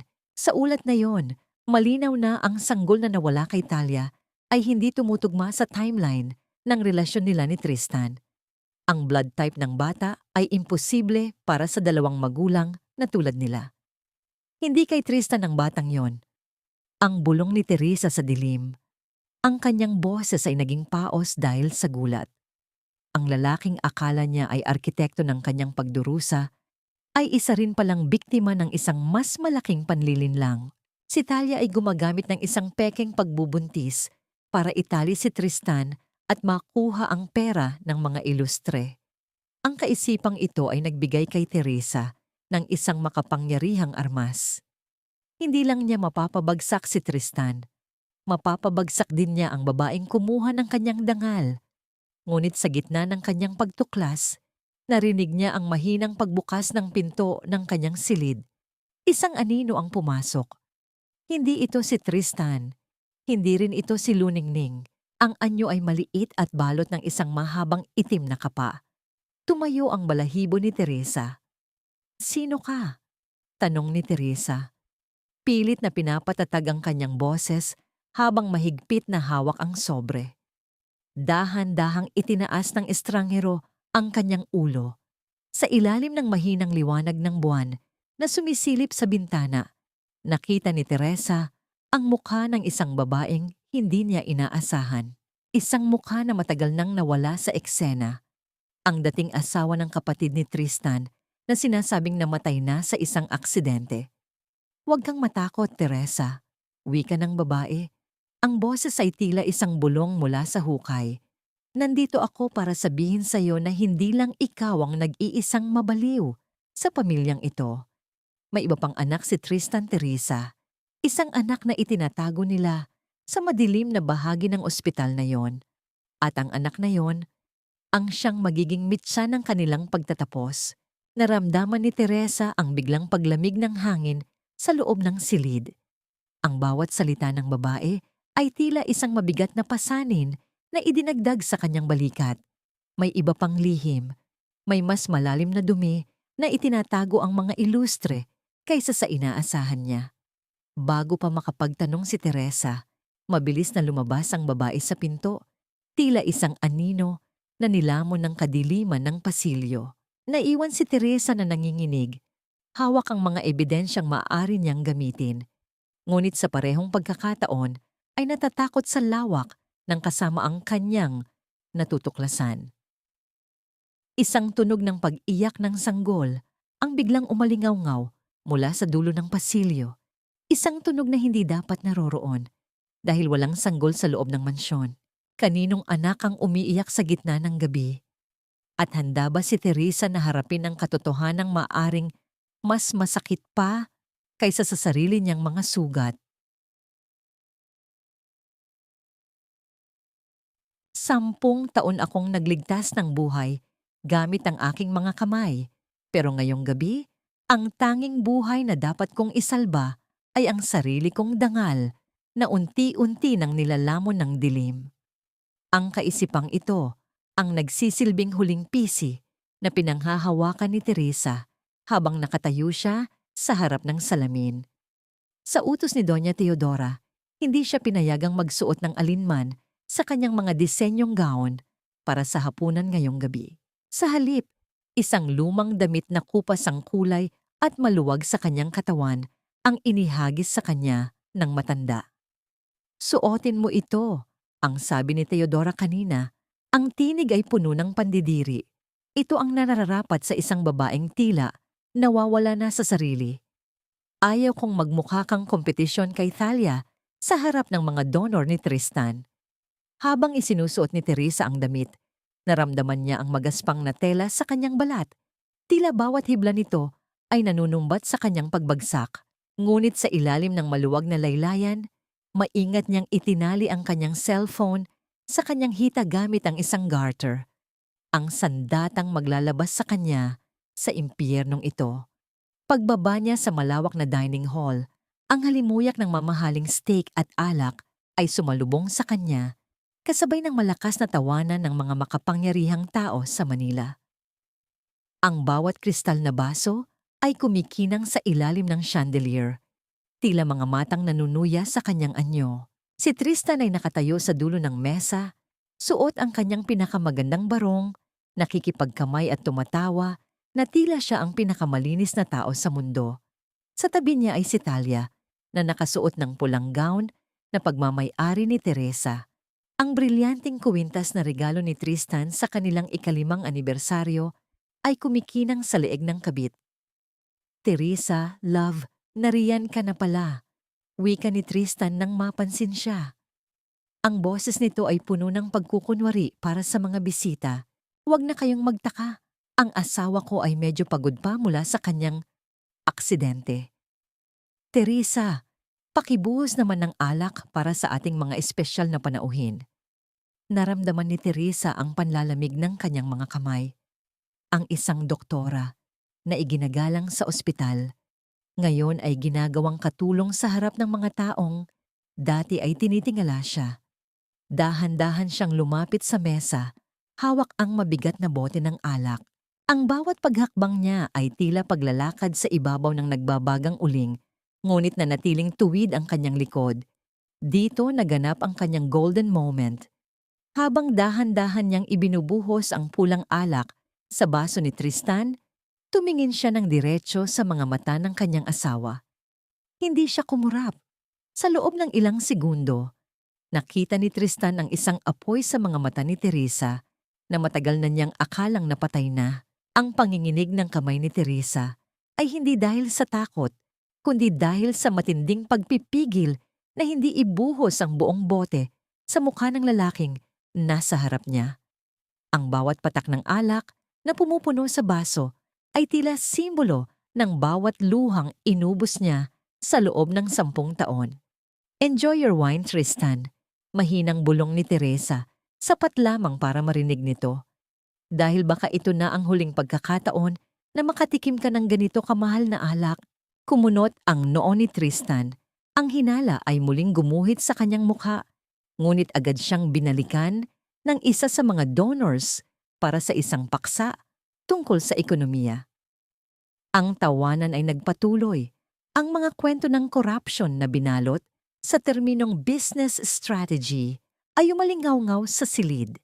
Sa paningin ng mga bisita, si Teresa ay isa lamang sirang asawa na nawalan na ng saysay, isang anino na hindi dapat pansinin. Sa gitna ng hapunan, nakita ni Teresa si Luningning sa may pintuan ng kusina. Ang matanda ay bahagyang tumango sa kanya. Isang senyales. Naramdaman ni Teresa ang pag-vibrate ng cellphone sa kanyang hita. Isang lihim na mensahe mula sa nurse na kaibigan niya sa ospital. "Nakuha na namin ang access sa main server ng gala venue. Ang lahat ng files ng Project Genesis at ang video sa storage room ay handa na para sa playback bukas ng gabi." "Teresa, sigurado ka na ba rito? Kapag ginawa natin ito, wala nang balikan." Huminga ng malalim si Teresa. Ang bigat sa kanyang dibdib ay tila biglang gumaan. Tumingin siya kay Doña Teodora na noon ay masayang nagkukwento tungkol sa kanilang family values. Ang bawat salita ng matanda ay tila isang malaking kasinungalingan na binuo mula sa pagnanakaw sa kanyang pamilya. Ready na ang system. Bulong ni Teresa sa sarili habang dahan-dahang umaatras patungo sa dilim ng pasilyo. "Ikaw na lang ang hinihintay, Teresa." Bago siya tuluyang makalayo, naramdaman niya ang isang kamay na humawak sa kanyang braso. Si Thalia. Ang kabit ay may hawak na baso ng alak. Ang mukha ay puno ng tagumpay. Hindi ka ba sasabay sa amin, doktora? Panunuyan ni Talia. Sayang naman. Baka ito na ang huling gabi mo sa mansyong ito. Balita ko, pinoproseso na ni Tristan ang mga papel para maipasok ka sa isang psychiatric facility sa probinsya pagkatapos ng eleksyon. Doon ka na mabubulok kasama ang mga alaala mo. Isang malamig na ngiti ang isinagot ni Teresa. Lumapit siya sa tenga ni Talia at bumulong, "Alam ko ang tungkol sa bata, Talia. Alam ko na hindi kay Tristan ang batang nawala sa'yo. At alam ko rin kung sino ang tunay na ama. Sa tingin mo, ano ang gagawin ni Tristan kapag nalaman niyang ginawa mo siyang tanga sa harap ng sarili niyang ina?" Nakita ni Teresa ang biglang pagpula ng mukha ni Talia, ang takot na gumuhit sa mga mata nito. Ang baso ng alak sa kamay ni Talia ay bahagyang nayanig na nagdulot ng pagtalsik ng ilang patak sa kanyang pulang gown. Anong sinasabi mo?" Nauutal na tanong ni Talia. "Abangan mo ang bukas, Talia," wika ni Teresa bago tuluyang tumalikod at naglakad paakyat sa hagdan. Habang papaakyat siya, ang tunog ng tawanan sa baba ay tila naging malayo at walang saysay. Ngunit sa pagpasok niya sa kanyang kwarto, isang bagay ang nagpatingkad sa kanyang kaba. Ang kanyang kama ay gulo, at ang lihim na dokumentong itinago niya sa ilalim ng kutsyon ay wala na doon. Sino ang pumasok sa kanyang silid? At sapat ba ang mga ebidensyang hawak niya kung ang kalaban niya ay nahanap na ang kanyang huling baraha? Isang malakas na busina ng sasakyan mula sa labas, ang tila naging hudyat ng paparating na bagyo.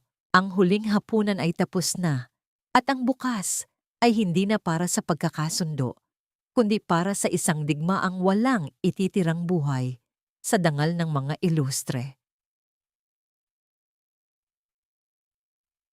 Ang pulang gown na ito ay hindi lamang tela. Ito ang kulay ng bawat patak ng dugong na wala sa akin at ang apoy na tutupok sa inyong lahat ngayong gabi. Ang kaisipang ito ang nagbigay ng lakas kay Teresa habang tinitingnan niya ang kanyang sarili sa salamin ng backstage ng Grand Ballroom. Wala na ang kupas na damit na ibinigay ni Doña Teodora. Sa tulong ni Luningning at ng kanyang mga kaibigan sa ospital, nagawa niyang makuha ang kanyang pinakaitinitagong gown, isang napakagandang pulang sutla na tila dumadaloy na apoy sa bawat paggalaw niya. Ang kanyang mga kamay, bagaman may mga peklat pa sa ilalim ng manipis at halos hindi makitang benda, ay matatag na niyang hawak ang kanyang sariling kapalaran. Sa labas ng ballroom, ang ingay ng mga tawanan at kalansing ng mga baso ay umabot hanggang sa kanyang kinaroroonan. Ito na ang gabi ng political gala ni Tristan, ang gabi kung saan inaasahan niyang makukuha ang suporta ng pinakamakapangyarihang tao sa bansa. Dahan-dahang lumakad si Teresa patungo sa gitna ng ballroom. Ang tunog ng kanyang mga takong sa makintab na marmol ay tila isang hudyat ng paparating na bagyo. Nang bumukas ang malaking pinto, ang lahat ng atensyon ay natuon sa kanya. Ang mga bulong-bulungan ay tila isang malakas na hangin na dumaan sa buong silid. Doon, sa gitna ng entablado, nakatayo si Tristan, suot ang kanyang pinakamagandang ngiti habang nagsasalita tungkol sa integridad at pagpapahalaga sa pamilya. Sa tabi niya ay si Doña Teodora, nakasuot ng ginto, tila isang reyna ng kaplastikan. Napatigil si Tristan sa kanyang pagsasalita nang makita ang asawa. Ang kanyang mukha ay biglang namutla. Ang kanyang hawak na mikropono ay bahagyang nayanig. Ngunit bago pa man makakilos ang mga security, isang kakaibang pangyayari ang naganap. Ang malalaking screen sa likod ni Tristan na dapat ay nagpapakita ng kanyang mga nagawa sa komunidad ay biglang nag-flicker. Isang ingay ng static ang namayani sa buong silid na sinundan ng isang malinaw na video. Hindi ito video ng kampanya. Ito ang video mula sa storage room ng ospital, ang gabi ng aksidente. Malinaw na nakita ng lahat kung paano tumayo si Tristan at pinanood lamang ang kanyang asawa habang nadadaganan ng mabigat na cabinet. Ang boses ni Tristan sa video ay umalingaw-ngaw sa buong ballroom. Dapat lang sa'yo iyan dahil hindi mo alam kung kailan ka dapat sumunod. Isang malakas na singhap ng gulat ang nagmula sa mga bisita, ngunit hindi doon nagtapos ang lahat. Ang susunod na lumabas ay ang mga dokumento ng Project Genesis, ang mga ebidensya ng malawakang korupsyon at pagnanakaw ng pamilya Ilustre sa pondo ng ospital. At ang huli, ang pinakamabigat sa lahat, ang tunay na medical record ni Talia na nagpapatunay na ang pagbubuntis nito ay isang malaking panlilinlang. Dito naganap ang golden moment ni Teresa. Sa gitna ng kaguluhan, dahan-dahan siyang lumakad paakyat sa entablado. Ang bawat hakbang niya ay puno ng dignidad, tila isang reynang binabawi ang kanyang kaharian. Kinuha niya ang mikropono mula sa nanginginig na kamay ni Tristan. Tumingin siya ng diretso sa mga kamera ng media na naroroon. Ang pamilyang ito ay isang malaking kasinungalingan. Ang boses ni Teresa ay malinaw at puno ng kapangyarihan, umaalingaw-ngaw sa bawat sulok ng ballroom. 10 taon akong nagbulag-bulagan sa ngalan ng pag-ibig at utang na loob, pero ang katotohanan ay hindi kailanman mapapatay ng kahit anong yaman o kapangyarihan. Ang mga peklat sa aking mga kamay ay tanda ng kanilang kasamaan, pero ang aking tinig ay tanda ng aking muling pagkabuhay. Si Doña Teodora ay napaupo sa kanyang silya. Ang kanyang mukha ay tila naging isang tuyong dahon sa sobrang takot. Si Tristan naman ay pilit na nagsasalita. Sinusubukang ipaliwanag na ang lahat ay isang deepfake o paninira ng kalaban, ngunit walang nakikinig sa kanya. Ang mga donor na kanina ay nakikipaghalakhakan ay isa-isang tumalikod. Ang kanilang mga mukha ay puno ng pandidiri. Isang tunog ng mga sirena ng pulis ang narinig mula sa labas ng gusali, papalapit at papalakas. Ang mga flash ng kamera ay tila mga kidlat na hindi tumitigil sa pagtama sa mukha ni Tristan.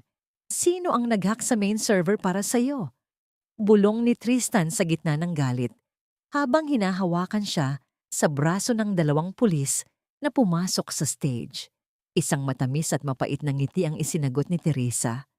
Tumingin siya sa dulo ng ballroom kung saan nakatayo ang isang lalaking nakasuit, ang abogado ng kanyang ama na akala ng lahat ay matagal nang patay.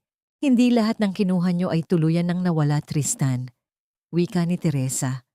Habang pinoposasan si Tristan sa harap ng lahat, naramdaman ni Teresa ang biglang paggaan ng kanyang buong pagkatao.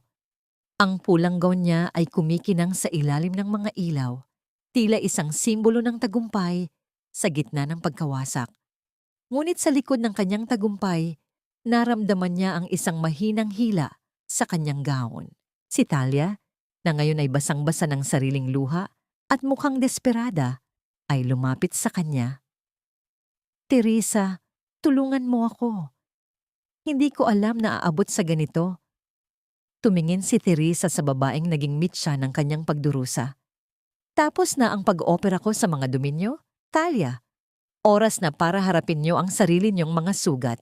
Habang inilalabas si Tristan ng mga pulis, isang malakas na tunog ng pagsara ng malalaking pinto ng ballroom ang namayani. Tila isang huling hantungan para sa dangal ng mga ilustre, ngunit sa gitna ng katahimikan, isang katanungan ang nanatili sa isipan ni Teresa habang nakatingin siya sa abogadong papalapit sa kanya. Ano ang nilalaman ng huling habilin ng kanyang ama na hawak nito? At sapat ba ang katarungang ito para hilumin ang 10 taon ng kanyang pagdurusa?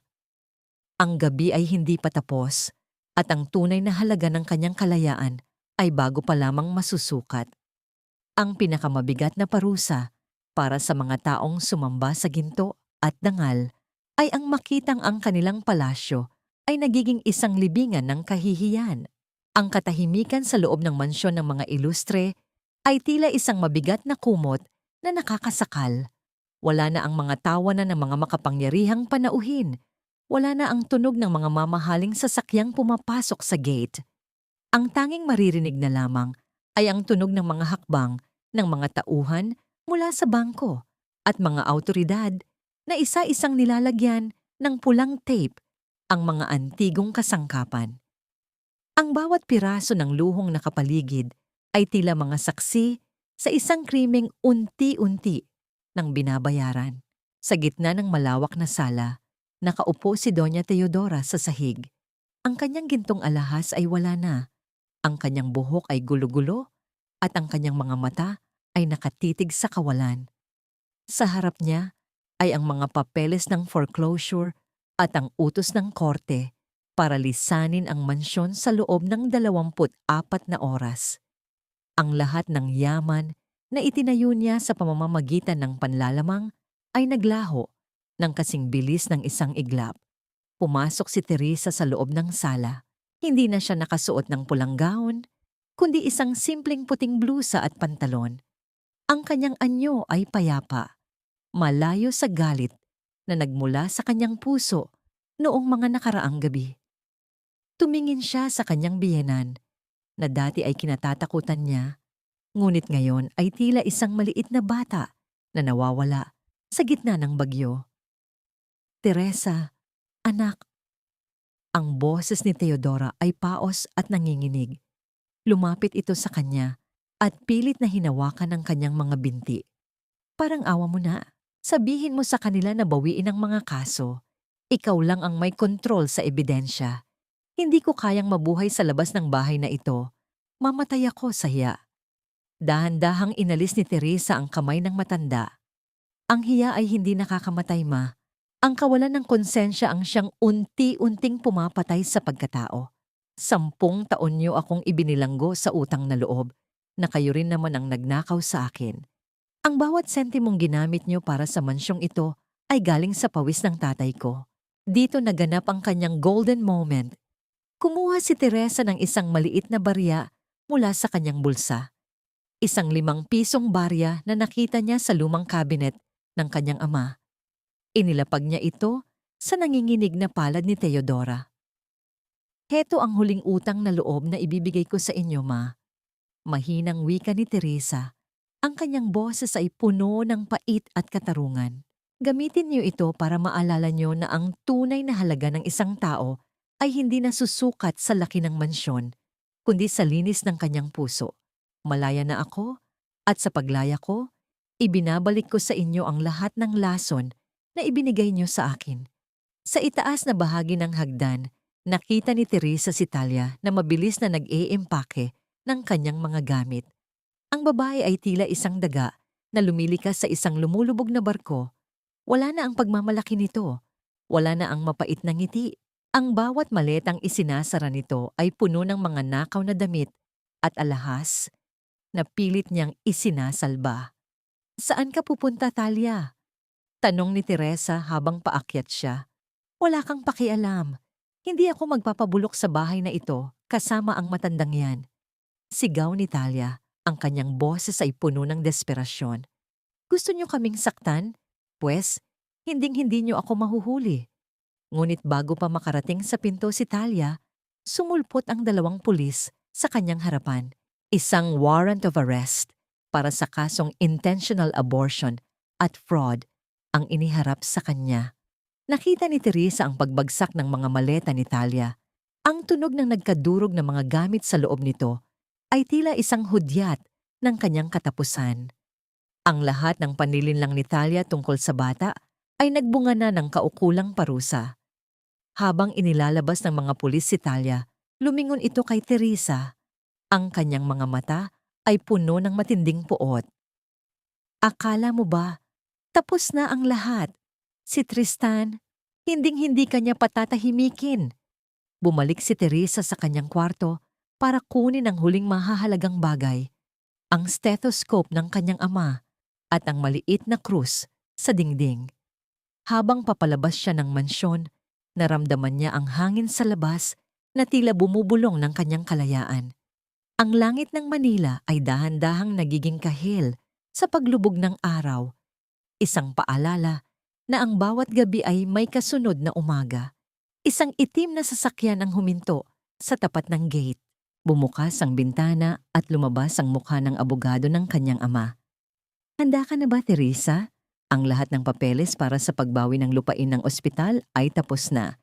Ikaw na ang may-ari ng St. Jude Medical Center ngayon. Isang maliit na ngiti ang sumilay sa labi ni Teresa. Ngunit bago siya makasulod sa sasakyan, tumunog ang kanyang cellphone. Isang tawag mula sa kulungang kinaroroonan ni Tristan. Teresa, kailangan kitang makausap. Ang boses ni Tristan ay parang nanggagaling sa kailaliman ng lupa, puno ng panginginig at tila isang naghihingalong hiling. May isang bagay akong hindi nasabi sa iyo tungkol sa huling gabi ng tatay mo. Hindi lang si Mama ang nandoon. Teresa, baka hindi mo kayanin ang katotohanan ito. Naramdaman ni Teresa ang biglang pagtigil ng kanyang puso. Ang tunog ng pag-andar ng makina ng sasakyan ay tila naging malayo. Anong lihim pa ang itinago ni Tristan? At handa ba siyang harapin ang isang katotohanang maaaring muling magwasak sa kanyang mundong pilit niyang binubuo? Ang bawat yabag niya patungo sa sasakyan ay tila naging mas mabigat. Ang katarungan ay nakamit na niya, ngunit ang kapayapaan, parang malayo pa ang kanyang lalakbayin bago ito tuluyang maabot. Ang mga pilat sa aking kamay ay hindi natanda ng sakit, kundi mapa ng aking muling pagbangon mula sa madilim na hukay ng inyong panlilinlang. Ang kaisipang ito ang bumabalot sa diwa ni Teresa habang dahan-dahan niyang tinatanggal ang puting benda sa kanyang mga daliri. Wala na ang nanginginig na takot. Wala na ang hapdi na tila lason sa kanyang mga buto. Sa ilalim ng maliwanag na sikat ng araw sa loob ng kanyang bagong opisina, nakita niya ang mga mapuputing guhit sa kanyang balat, ang mga permanenteng marka ng gabi ng trahedya. Ngunit sa halip na ikahiya, hinaplos niya ang mga ito ng may pagmamalaki. Ang bawat pilat ay isang kwento ng pakikipaglaban. Ito ang unang araw ng pagbubukas ng St. Teresa Free Clinic. Ang gusaling ito, na dating pagmamay-ari ng mga ilustre, ay binawi niya sa tulong ng batas at ng huling habilin ng kanyang ama. Wala nang amoy ng mamahaling pabango at kasinungalingan. Ang tanging nananatili ay ang amoy ng malinis na alkohol at ang pag-asa ng mga taong nangangailangan. Sa labas ng kanyang silid, narinig ni Teresa ang mahinang tawanan ng mga pasyente. Naroon si Lolo Cardo, maayos na ang suot at may ngiti sa mga mata, na siyang tumutulong sa pag-aayos ng mga dokumento sa reception. Ang komunidad na dati ay tinulungan niya ng palihim. Ngayon ay sila ang nagsisilbing kuta at lakas niya. Dito naganap ang kanyang golden moment. Lumapit si Teresa sa kanyang mesa at dahan-dahang hinawakan ang kanyang stethoscope. Isang malalim na hininga ang kanyang pinakawalan. Kahit na hindi na siya ang star surgeon na laging nasa front page ng mga magazine, nahanap niya ang mas malalim na kahulugan ng kanyang propesyon. Ang paghawak niya sa stethoscope, ang pakikinig sa tibok ng puso ng isang batang-batang pasyente, ay nagbigay sa kanya ng kakaibang katahimikan. Hindi na niya kailangang mag-opera gamit ang scalpel para maghilom ng sugat. Ang kanyang presensya at katarungan ay sapat na para magpagaling ng mga pusong durog. Ngunit sa gitna ng kanyang kapayapaan, naalaala ni Teresa ang huling tawag ni Tristan. Upang tuluyang matuldukan ng lahat, nagpasya siyang bumisita sa piitan. Sa loob ng madilim at masikip na visitation room, nakita ni Teresa si Tristan. Wala na ang makisig na kandidato. Ang lalaking nasa harap niya ay payat, madungis, at may mga matang puno ng pait. Ang rehas na bakal na naghihiwalay sa kanila ay tila simbolo ng distansya ng kanilang mga mundo. Naparito ka para pagtawanan ako? Ang boses ni Tristan ay garalgal, tila isang sirang plaka. Naparito ako para sa katotohanan, Tristan. Mahinang sagot ni Teresa. Ano ang nangyari sa huling gabi ng tatay ko? Isang mapait na tawa ang pinakawalan ni Tristan. Lumapit siya sa rehas, ang amoy ng luma at maduming pader ay nanunuot sa paligid. Ang tatay mo. Namatay siya habang hawak ang kamay ko, Teresa. Humihingi siya ng tulong dahil hindi siya makahinga. Hawak ko ang kanyang gamot, pero hindi ko ibinigay. Sinabi ko sa kanya na ang kanyang lupa ang magiging hagdan ko patungo sa kapangyarihan. At alam mo ba ang huling sinabi niya bago siya malagutan ng hininga? Patawarin mo si Teresa dahil masyado siyang nagtiwala sa'yo. Hanggang sa huli, ikaw ang iniisip niya habang pinapanood ko siyang mamatay. Naramdaman ni Teresa ang isang matinding saksak sa kanyang puso. Ang kalupitan ni Tristan ay higit pa sa inaasahan niya. Ngunit sa halip na sumigaw o umiyak, tumayo si Teresa ng may dignidad. Tinitigan niya si Tristan ng may halong awa. "Salamat, Tristan," wika ni Teresa. Ang kanyang boses ay hindi nayanig.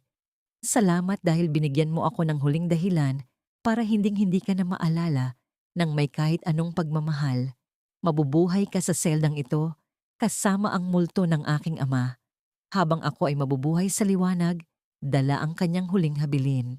Tumalikod si Teresa at naglakad palayo sa madilim na pasilyo ng kulungan. Ang bawat hakbang niya ay tila pagtatapon ng isang mabigat na pasanin. Ang tunog ng pagsasara ng malaking bakal na pinto sa kanyang likuran ay tila hudyat na ang kabanatang yun ng kanyang buhay ay tuluyan ng natapos. Pagbalik niya sa klinik, isang lalaki ang nakatayo sa tapat ng pinto. May dalang isang bungkos ng mga sariwang bulaklak at isang pamilyar na ngiti. Si Gabriel, ang kanyang tapat na kasamahan sa ospital na laging nasa tabi niya sa lahat ng bagyo, ngunit palaging nananatili sa anino para protektahan siya. "Para sa bagong simula, doktora," wika ni Gabriel. Ang kanyang boses ay puno ng init. Kinuha ni Teresa ang mga bulaklak.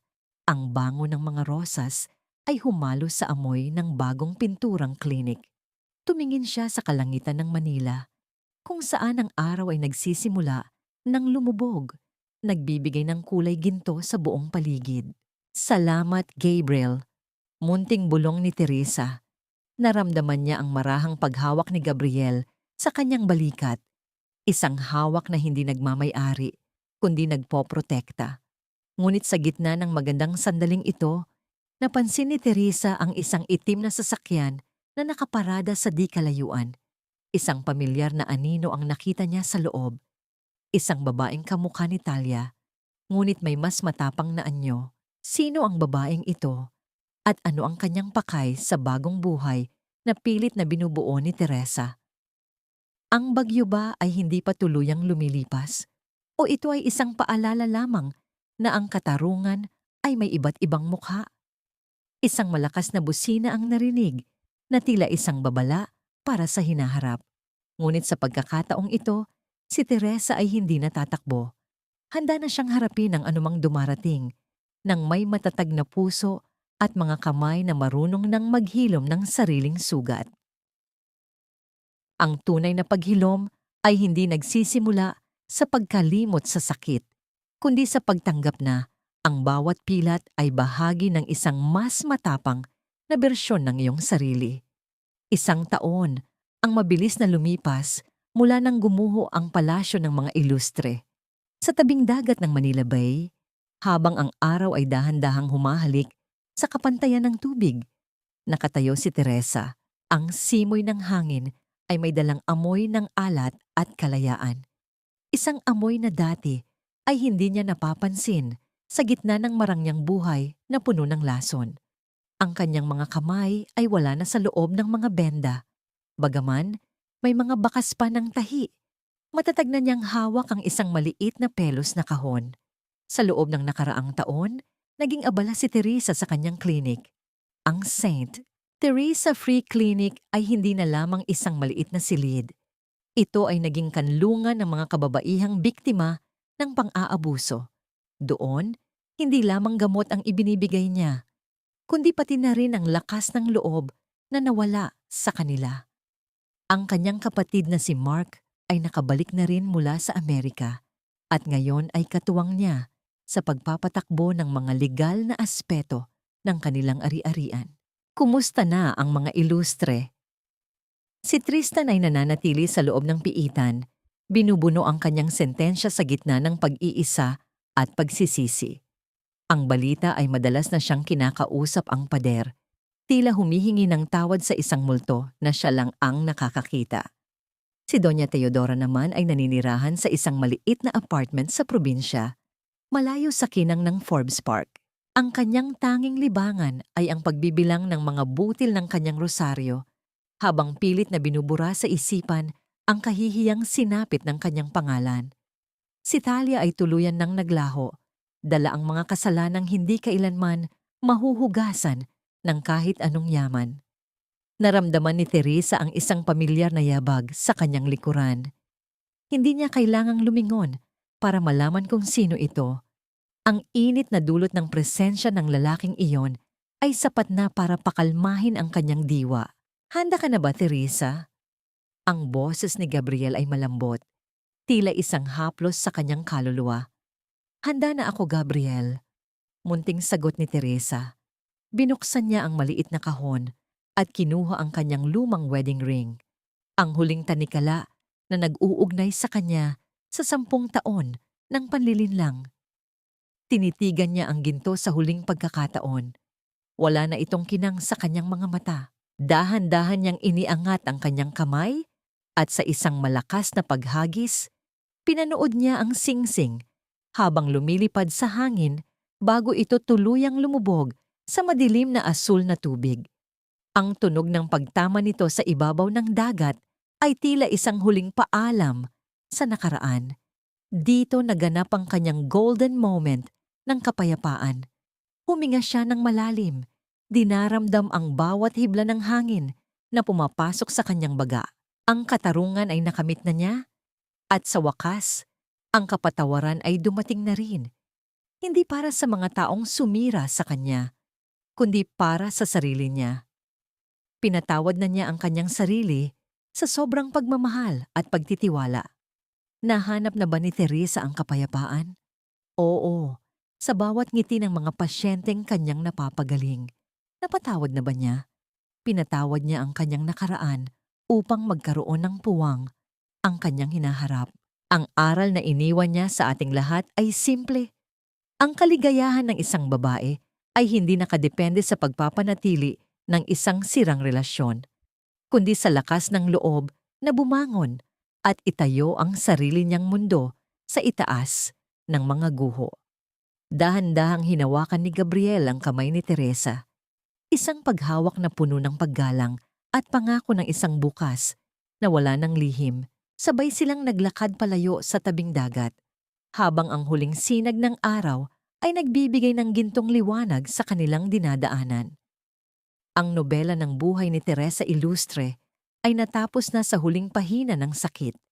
At ngayon, ang unang kabanata ng buhay ni Teresa, ang malayang babae, ay nagsisimula pa lamang.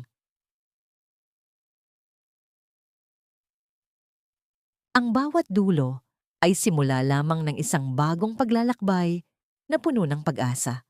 Mga giliw kong tagapakinig, nais kong magpasalamat ng buong puso sa inyong pagpiling sumabay sa daloy ng kwento ni Teresa mula sa unang pahina ng kanyang pighati hanggang sa huling yugto ng kanyang tagumpay.